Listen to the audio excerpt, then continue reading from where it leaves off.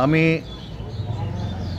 জাতীয়তাবাদী স্বেচ্ছাসেবক দলের বাগাতিপাড়া উপজেলা সদস্য সচিব।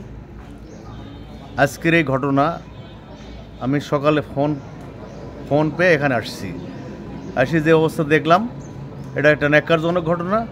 এই ধরনের ঘটনা মানে তীব্র নিন্দা জানাচ্ছি এবং প্রশাসনের প্রতি আমার অনুরোধ, এই ঘটনা মানে তদন্ত করে যারা এই ঘটিয়েছে এদেরকে বের করতে হবে এবং এই অবৈধ অস্ত্র উদ্ধার করতে হবে, এই দাবি জানাচ্ছি এবং এই ঘটনার তীব্র নিন্দা জানাচ্ছি এবং এর চরম প্রতিকার যাতে হয় এই দাবি জানাচ্ছি। আমি রাত্রি 12:30টার দিকে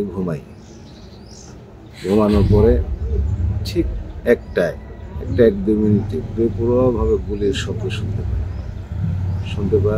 আমার ছেলেও ছোটাছুটি করছে, আমরাও ছোটাছুটি করছি। 3-4 মিনিটের মধ্যে 4 জন সন্ত্রাসী এসে ওরা বেপরোয়া গুলি করে, কিন্তু আমি দরজা খুলি না, গ্লাসে করছে, বিল্ডিংয়ে করছে।